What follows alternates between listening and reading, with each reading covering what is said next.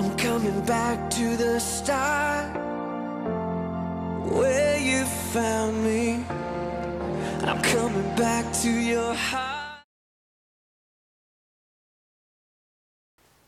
사도행전 16장 25절로 34절 말씀입니다. 한 절씩 교독합니다. 25절 제가 먼저 읽습니다. 한밤중에 바울과 실라가 기도하고 하나님을 찬송하며 죄수들이 듣더라.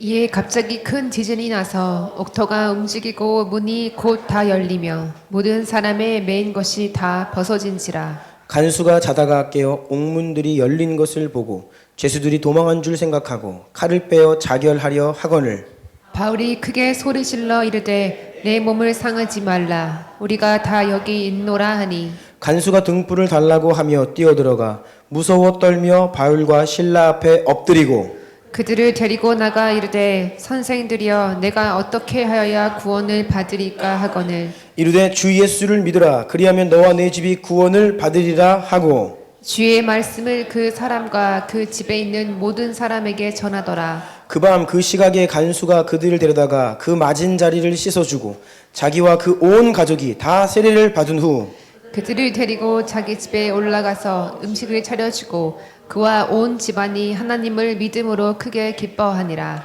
아멘. 기도합니다. 존귀하신 주님, 주께서 아끼시고 사랑하시며 기쁘게 여기시는 주의 백성들이 주님의 날 함께 모여 주 앞에 찬송 경배 올려드리며 또한 이 시간 생명의 말씀 앞에 섭니다. 하나님, 우리가 겸손히 무릎을 꿇고 엎드려 주의 말씀을 받기를 원합니다. 부족한 종과 또 사랑하는 성도님들 모두에게 동일한 한 성령, 한 진리 안에 역사하여 주시옵소서. 하나님의 말씀은 진리이고 생명이며 운동력이 있어 우리를 살립니다. 그것을 믿음으로 인정하며 선포합니다. 그래서 그 말씀이 진실되게 선포되게 하시고 모두가 전심으로 아멘할 때에 우리의 심령, 인생, 가정, 교회가 변화되게 하여 주시옵소서. 말씀이 우리 심령 가운데 잘 심겨 무럭무럭 자라 많은 열매 맺게 하여 주시옵소서. 은혜를 사모합니다. 은혜 없이 살아갈 수 없는 자들이 은혜를 갈망하며 말씀 앞에 서오니 주여 말씀의 은혜를 베풀어 주시옵소서. 잠자는 영혼들의 심령을 깨우시고 무지한 자들의 마음에 깨달음의 영을 부으시며 하나님 우리의 영혼이 더 성령으로 활활 타오르게 하여 주시옵소서. 예수 그리스도 존귀하신 이름으로 간절히 기도드리옵나이다. 아멘. 아멘. 네, 여러분 오늘도 예배 자리에 발걸음하셨습니다. 또 우리가 말씀 앞에 서는데 여러분 은혜를 갈망하십니까? 정말이세요? 네. 하나님께 나아갈 때 우리가 아무런 기대 없이 나가는 것이 얼마나 비참한 것인지 모릅니다. 우리는 하나님께 나아갈 때에 갈망하고 기대하고 은혜 주십시오. 그런 절박한 마음으로 반드시 나가야 합니다. 아멘이세요? 예. 그런데요, 여러분, 은혜를 구하는 자는 내가 이미 받은 은혜에 감사할 줄 아는 자입니다. 하나님이 이미 주신 은혜를 깨닫지 못하고 감사할 수 없기 때문에 또 새로운 은혜를 구하지 못하는 것이죠. 그래서 여러분, 온 우주 만물을 창조하신 주권자 되시는 만왕의 왕, 만주의 주 되시는 그 여호와 하나님 아버지를 우리가 아버지라고 부를 수 있다는 그 사실, 예수님을 그 십자가 보혈을 의지함으로 의롭게 되어서 그의 자녀되고 또 예수님을 나의 주인으로 모시고 또 성령님을 우리 심령 가운데 맞아들여서 살아간다고 하는 이 사실이 여러분 얼마나 이 엄청난 은혜인 줄 아십니까? 이 은혜에 대한 감격이 있어야 됩니다. 우리 주변에 있는 분들에게 좀 이렇게 인사했으면 좋겠어요. 가장 큰 복음 받은 자입니다. 라고.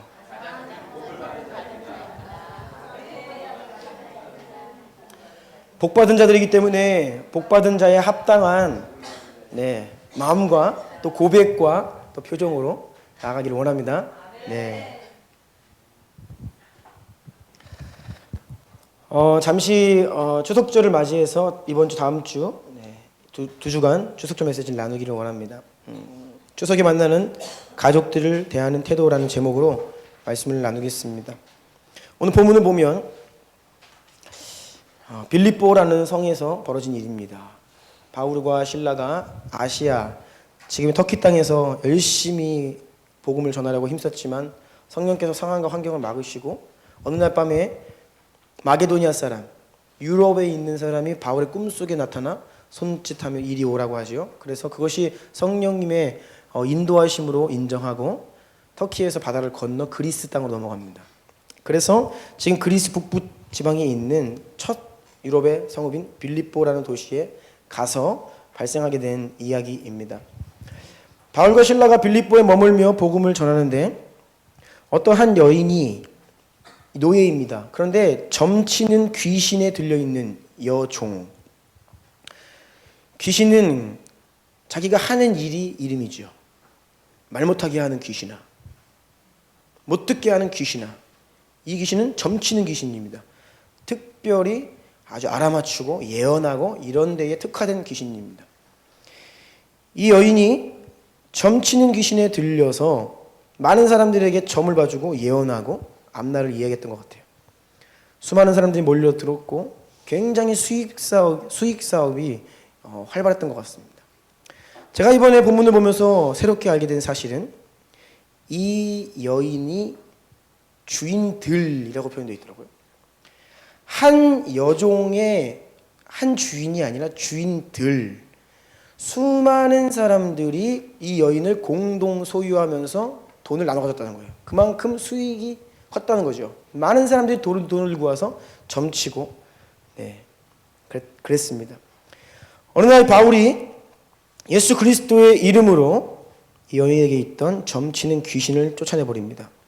그러자 이 여종의 주인들이 자신들의 돈벌이가 완전 끊긴 것을 알고 사람들을 선동해서 바울과 실라를 로마 당국에 거짓말로 모함하고 고발합니다.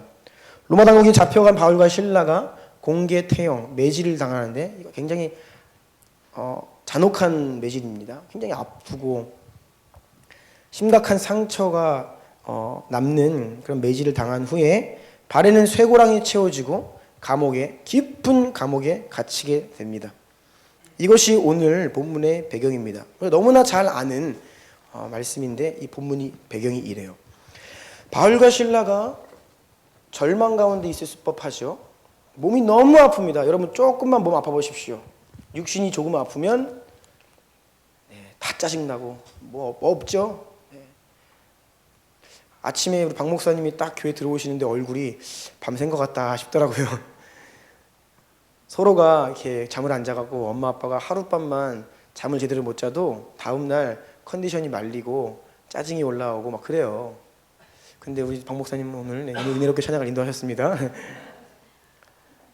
그런데 여러분 심한 매질을 당하고 몸 곳곳에 심각한 상처를 입고 피투성이가 되고 그것도 다른 게 아니라 예수 그리스도의 이름으로 귀신을 쫓았더니 하나님을 원망할 법도 하죠.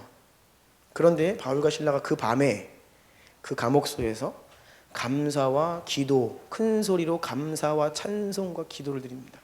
그래서 그 감옥 안에 있는 모든 죄수들이 들어요.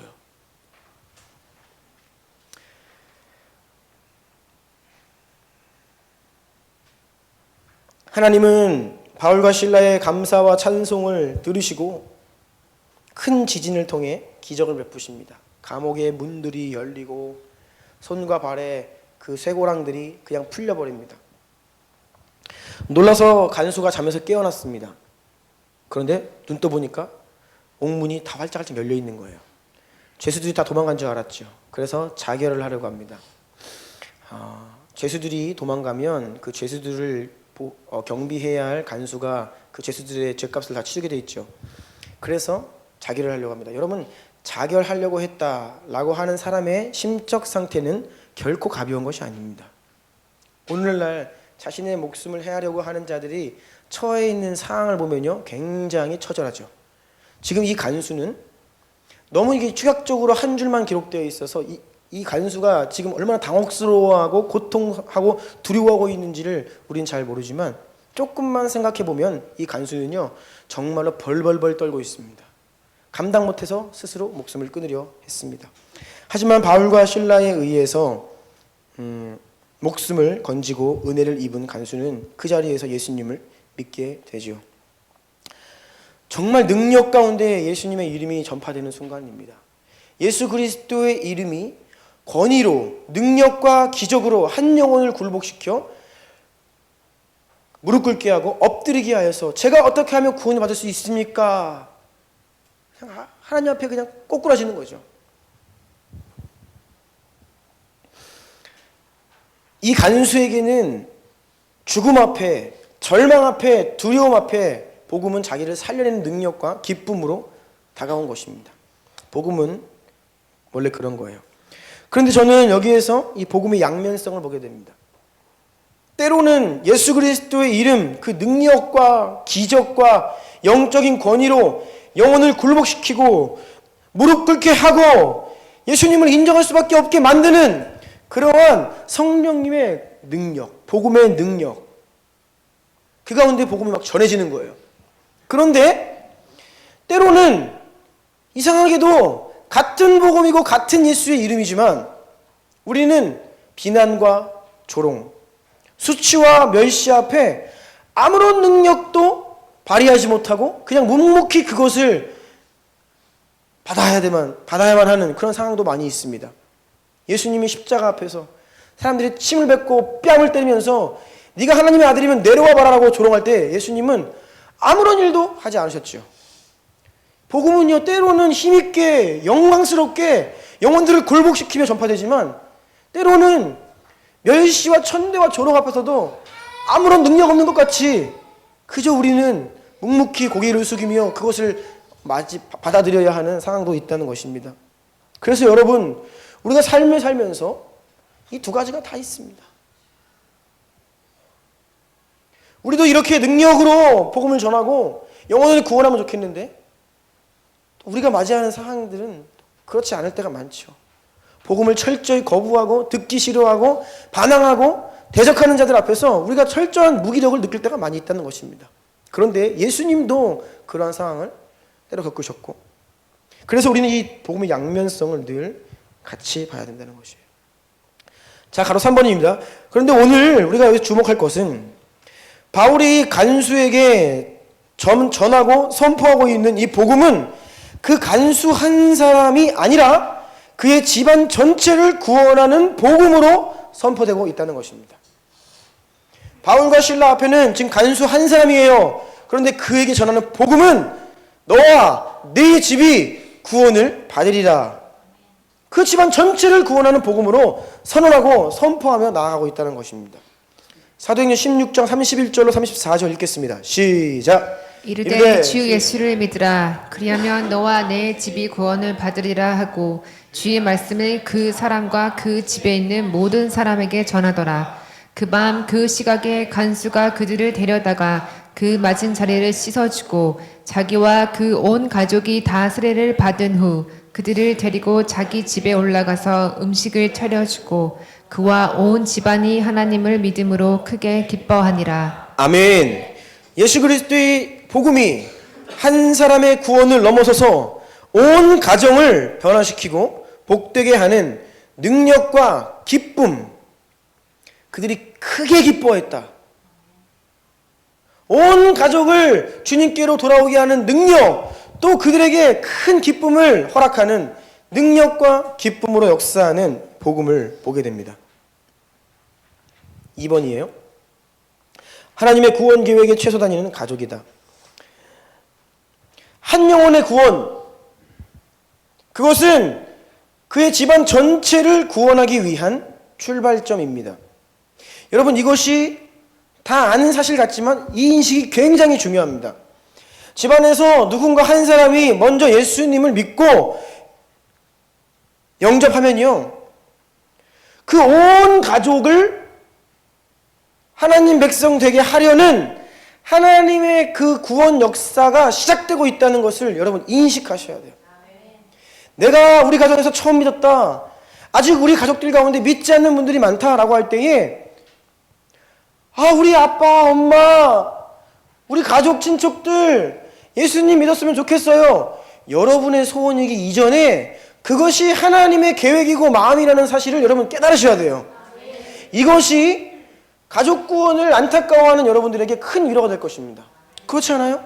이게 단순히 내가 원하는 게 아니에요. 내 바람이 아니에요. 하나님께 막 쫄라가지고 그게 아니라 하나님은 이미 우리 가족을 구원하기 위해 계획을 세우시고 그거를 나보다 더 원하고 계시다고요. 이 부천 지역의 연합을 우리가 기도해 왔고 갈망이 있는데 똑같은 마음을 가진 사람 만나면요 너무 기뻐요. 아세요 여러분? 아무리 이 연합에 대한 마음을 쉐어해도요 이게 연합에 대한 마음을 갖는 거 쉽지 않습니다. 다 튕겨나와요. 그런데 누군가가 이것을 위해 동일한 마음으로 오랫동안 기도해왔다 그 사람을 만나면요 너무 위로가 되고 그것 자체로도 뭐 큰 연합이 안 일어났어도요 그것 자체로 위로가 되고 위안이 되고 힘이 됩니다. 여러분 가족들의 구원을 내가 기도하고 간절히 바라고 있는데 그것을 다른 사람이 아닌 하나님이 원하고 계시다는 것을 여러분이 정말로 마음으로 깨달으면요 그것이 엄청난 위로입니다. 그래서 여러분 가운데 아직 믿지 않는 가족들을 둔 분들 이 하나님의 마음을 먼저 깨달으셔야 돼요. 그럼 위로가 생기고 힘이 생기죠. 내가 하는 것이 아니라 하나님이 그 일을 하실 것이다 라고 하는 확신이 올라오게 됩니다. 성경을 제가 쭉 보니까 성경에 나타난 하나님의 구원 계획을 보면 최소 단위가 가족이에요.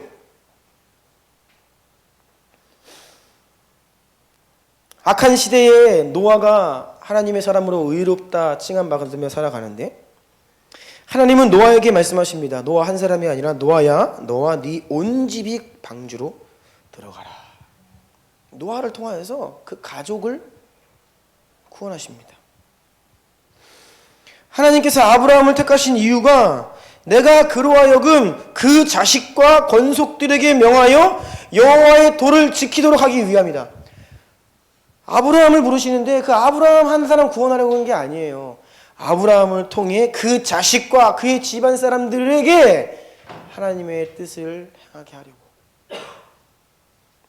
이것이 아브라함을 부르는 하나님의 마음이라는 거예요. 여리고성이 무너지는데 라합 이 한 사람이 하나님께 자신의 마음을 드리고 목숨을 걸고 정탐꾼을 보호해 줍니다. 라합 한 사람을 통하여서 그의 부모, 형제, 친척들이 다 구원받습니다. 전쟁 가운데 생명을 지킨 것 차원이 아닙니다. 룻기에 나오는 보아스가 이 라합의 아들입니다. 아시죠? 가나안 땅에 살고 있던 몰록 신을 섬기던 이방 신을 숭배하던 이방인입니다. 그것도 라합의 직업은 기생입니다. 자신의 몸을 파는 자.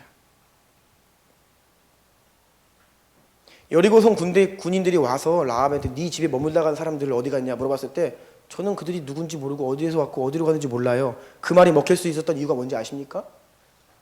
몸을 팔던 여인의 특징. 어디로부터 왔는지 묻지 않는다.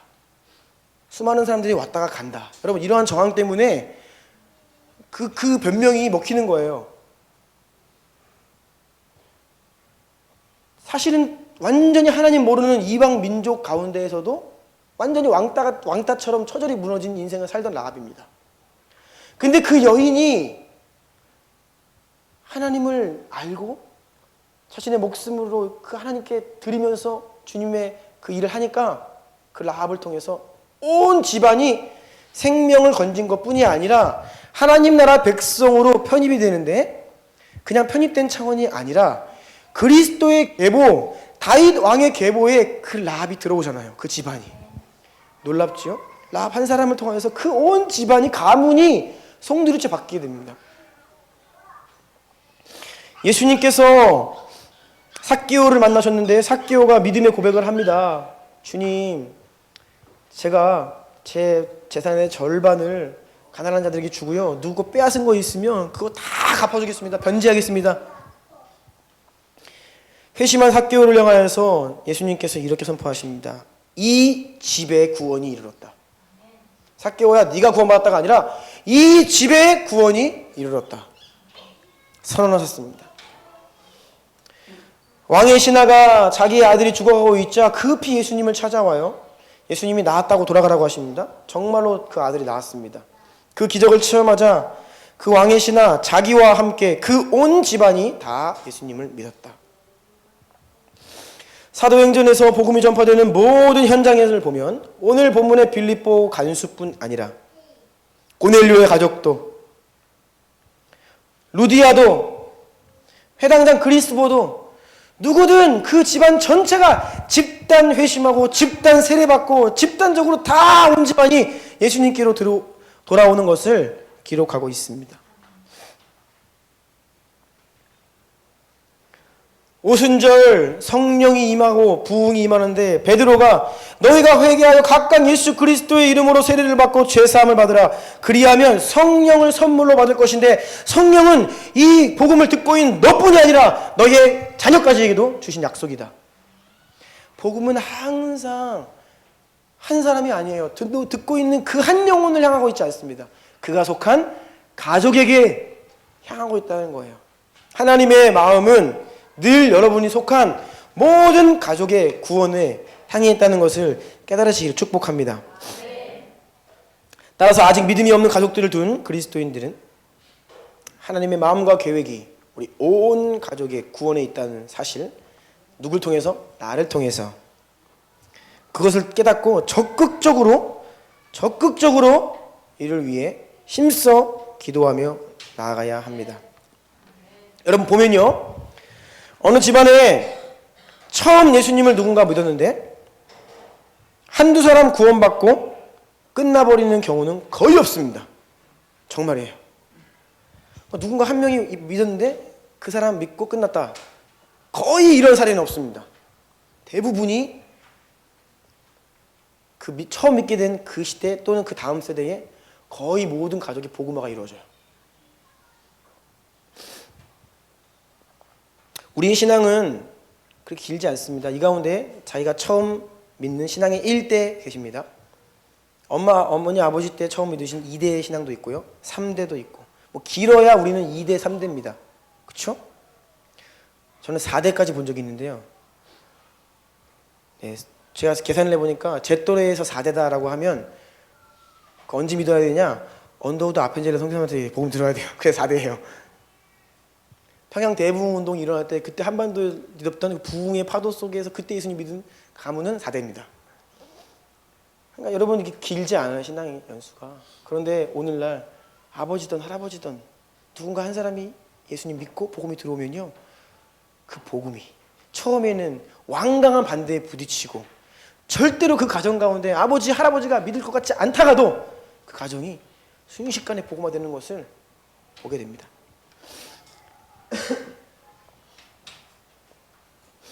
다음 페이지입니다. 그래서 여러분, 이 가족 구원은 하나님의 약속인데 우리가 여기에서 좀 세 가지 A, B, C 좀 균형 있게 바라봐야 될 측면이 있습니다. A, 가족 구원은 우리의 사명과 순종 위에 주신 약속입니다. 우리가 지금 계속 이야기하고 있는 것, 하나님의 약속과 예언과 어떤 이런 것, 하나님의 계획은 깨달음을 통해 그것을 부르짖고 순종하는 자를 통해서 성취된다 라고 하는 이 하나님 나라 역사의 원리를 이해한다면, 주 예수를 믿으라 그러면 너와 내 집이 구원을 받으리라고 하신 것은 내가 믿었으니까 이제 자동적으로 우리 가족이 다 구원받을 거야, 이런 차원이 아니라 그 하나님의 계획과 마음을 알고 내가 하나님이 이것을 이루실 것이다 라는 믿음 가운데 부르짖고 그 사명에 순종하는 그 부르짖음과 순종 가운데 이루시겠다고 하는 약속이에요. 이것을 잘 이해하셔야 합니다.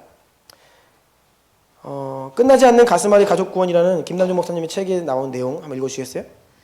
어느 날 밤에 꿈을 꾸었습니다. 하늘로부터 두루마리로 된 편지 한 통이 내려왔습니다. 하늘로부터 미끄러지듯이 내려온 두루마리는 제 앞에서 펼쳐졌습니다.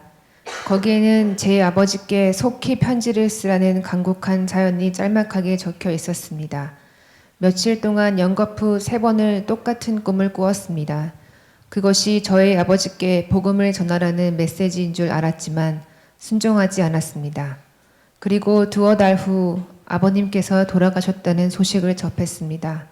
지금도 그때 일을 생각하면 하늘나라에 가서 주님께 무엇라고 말씀드릴까 마음이 아픕니다.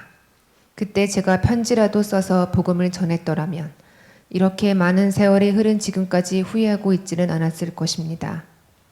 예. 우리가 하나님께서 그렇게 하라고 지금 사명을 주시고 기회를 주시는데 여기에 우리가 반응하지 않으면 이것은 그냥 그런데도 불구하고 자동으로 이루어지는 차원의 약속이 아니라는 겁니다. 가족 구원은. 누군가가 먼저 믿은 자가 십자가를 지고 그들을 위해 중보하고 기도하며 복음을 또 부지런히 전해야만 하죠. 그래서 우리는 여러분 기회가 되면 교회를 초청하고 특별히 기도, 영혼 구원을 위한 기도. 그래서 B, 간절히 기도하고 포기하지 않는다면 하나님께서 반드시 가족 구원을 이루실 것이다. 이 믿음이 필요합니다. 우리가 기도를 포기하지 않으면. 저희 외할아버지, 친할아버지가 다 하나님 부르심 이미 오래전에 받으셨는데 저희 외할아버지, 친할아버지 다 모두 다 믿지 않던 분이셨습니다. 그런데 자녀들의 기도로 극적으로 이제 주님을 믿게 된 케이스예요. 저 외할아버지 제 기억에 어린 시절에 할아버지 때 가면요, 우리 외할아버지는 소주잔이 없으면 식사를 안 하셨습니다. 늘 식사 가운데서도 잔을 기울이시고, 그래서 때로 이렇게 제 기억에 술이 취해서 집에 오셨는데 그때만 해도 이렇게 집이 번호키가 아니잖아요. 열쇠입니다. 그럼 가족 중에 몇 명만 열쇠 갖고 있잖아요. 근데 집에 할아버지가 들어오셨는데 가족들이 이렇게 교회가 예배드리러 가가지고 문 잠겨 있다. 그러면 막 난리가 나는 그런 집안이었어요. 할아버지가 굉장히 핍박했고 반대하셨고, 그런데 우리 이모님들 어머니가 다 할머니가 기도를 오랫동안 평생 하셨죠. 결코 믿지 않을 것 같던 할아버지였는데, 할아버지가 제가 중학교 때였던 걸로 기억하는데 고등학교 때 폐암 판정을 받으시고 이제 얼마 못 사신다는 진단을 받으셨습니다. 그런데 그때 어느 날 불현듯 할아버지가 교회를 나가시는 거예요. 그러더니 제 기억에 할아버지가 이 마지막 때에 누운 자리에서 할렐루야 아멘을 외치면서 부르심을 받았어요. 몇 달 안 됐던 것 같아요. 정말 몇 달 신앙생활 안 하시고, 그런데도 목사님이 신방 오시면 아멘 아멘 하시면서 그렇게 부르심 받았다는 거죠. 포기하지 않고 자녀들이 기도하면 결코 믿지 않을 것 같은 그 한 사람도 하나님은 반드시 그 영혼을 구원하신다는 겁니다. 제 친할아버지도 저희 아버지가 목사님이셨지만 믿지 않으셨습니다. 굉장히 가부장적이셨고 거치셨고, 그런데 저 친할아버지도 제가 어린 시절에 돌아가시기에 앞서서 뜨거 하면서 잠에서 깨어나셨습니다. 꿈속에서 지옥을 가신 거예요. 그것이 너무나 무시무시하고 너무 뜨겁고 해서 그날부로 바로 교회를 나가셨다고 해요. 그렇게 신앙생활을 마지막에 조금 하시고 돌아가셨어요. 저희 처가댁에 가서 명절 때 함께 예배를 드리면 저 장인어르신이 항상 그래도 감사하게 나누시는 간증 중에 하나는 장인어르신의 아버지 되시는 우리 할아버지께서 인생의 마지막 때에 신앙생활을 하신 겁니다. 결국 마지막에 이제 교회에 나가시기 시작했고 신앙생활을 시작하셨는데, 할아버지가 돌아가신 이후에 우리 아버님이 할아버지가 읽던 성경책을 보니까 그 노년의 할아버지께서 연필로 성경을 창세기부터 읽으시는데 여기까지 여기까지 창세기부터 그냥 몇 장마다 그게 기록이 되어 있는데 그게 어디까지 가냐? 계시록까지 가는 거예요. 이게 우리 장인어르신한테는 너무나 큰 감사죠. 그 노년에 주님 만나서 성경을 스스로 일독을 하셨다. 그래서 여러분, 우리가 이 가족들 구원 이것을 위해 기도할 때요, 지금은 아무리 완고해 보이고 안 믿을 것처럼 보여도 절대로 포기하면 안 돼요.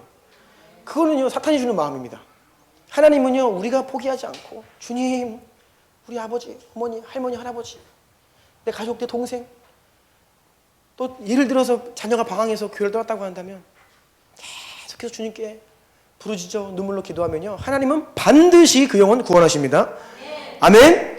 이 확신이 우리 안에 있으면 되는 거예요. 문제는 우리가 이 확신이 없고 때를 놓치고 기도하지 않고 한다는 것이죠. C. 특별히 하나님께서 가정 가운데 세우신 권위자, 가장의 구원을 위해 기도하셔야 됩니다. 명절에 모이는 데엔 각 가정에 이제 아버지들이 계십니다. 이 아버지들이 핵심입니다. 하나님은 늘 이 권위 질서를 세우시는데 가정 안의 질서는 가장이에요. 영적인 세계도 마찬가지입니다. 아버지가 돌아오면요, 이 가정이 돌아오는 건 시간 문제입니다. 그런데 늘상 누가 먼저 들어와요? 제일 막내 아들, 내 딸. 그래서 핍박을 엄청 받고 아버지한테. 근데 아버지가 돌아오면 아버지가 오늘부터 우리 집은 기독교다 하면요, 그냥 끝나는 거예요. 이 성경에 보면요, 이 아버지들이 회심하여서 그 가정이 다 돌아오는 겁니다. 아버지들이 회심. 그래서 여러분, 우리가 특별히 가족들, 친척들 위해 기도할 때에도 조금 더 타겟팅을 할 수 있는 분들은 아버지들, 가장들. 특별히 제사 문화가 아직 있는 집안은 그 제사를 주재하는 권위 있는 장남 있잖아요. 그분들이 예수님 믿어서 우리 집안 더 이상 제사 안 지낸다 그러면 되는데, 그래서 우리가 그것을 위해 더 특별히 더 기도해야 한다는 것입니다.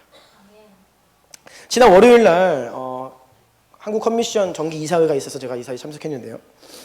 이사장이신 황태규 장로님, 김제 신강교회 장로님이신데 굉장히 신실하신 분인데 모이면 항상 간증을 하십니다. 그런데 이번에도 이사회를 앞두고 본인 간증을 하시는데 제가 이렇게 들었는데, 이 장로님이 어린 시절에 아무도 안 믿는 거예요, 집안에서.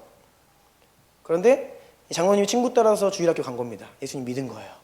그래서 예수님 믿어야 되는데 집에서 엄청 핍박당하고 아버지가 막, 그래서 아버지한테 그래도 복음을 전하고, 그 나중에 가서는 이제 아버지가 교회 가겠다라고 하는 말씀을 하셨는데 교회를 나가시진 않는 거예요.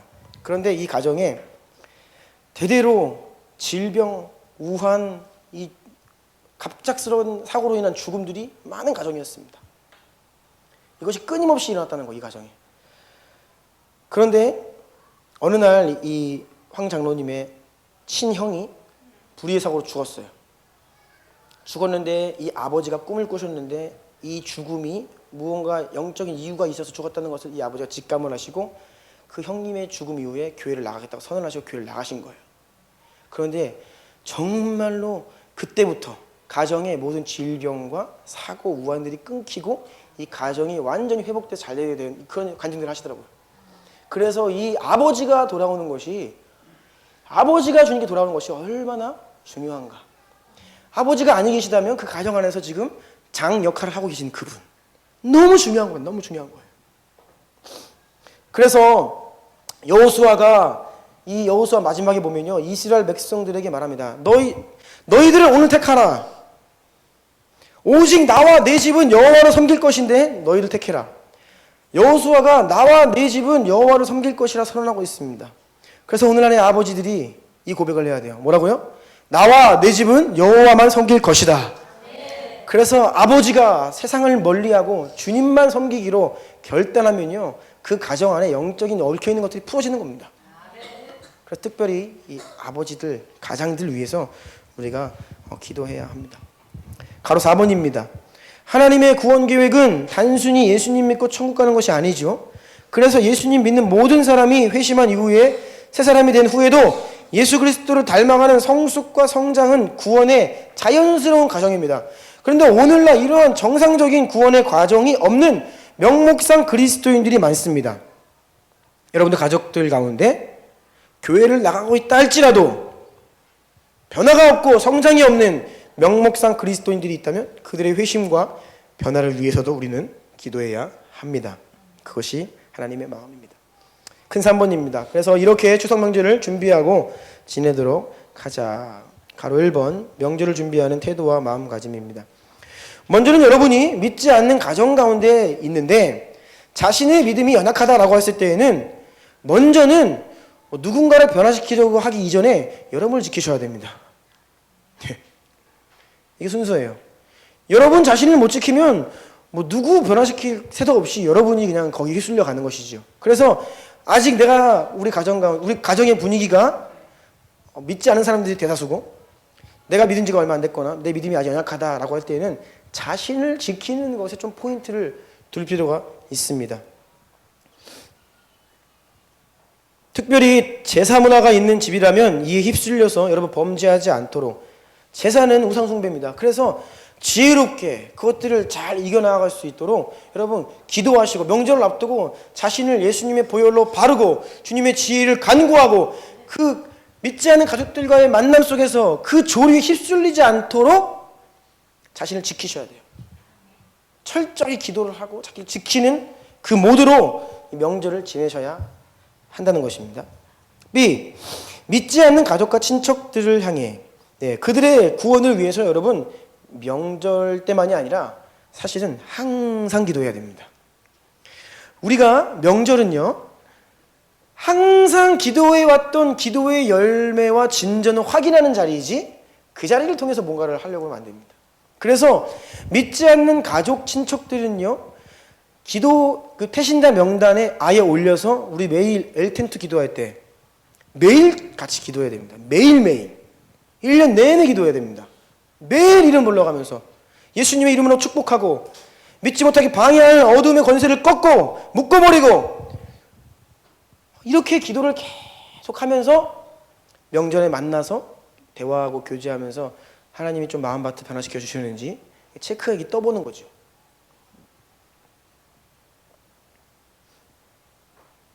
그리고 또 우리가 섬길 수 있는 것들이 있다면 잘 섬겨서 그들의 마음이 조금이라도 감동되고 복음의 마음의 문을 열도록 계속해서 기도하고 명절을 만나서 섬겨야 된다는 것입니다. C. 가족과 친척들 가운데 명목상 그리스도인들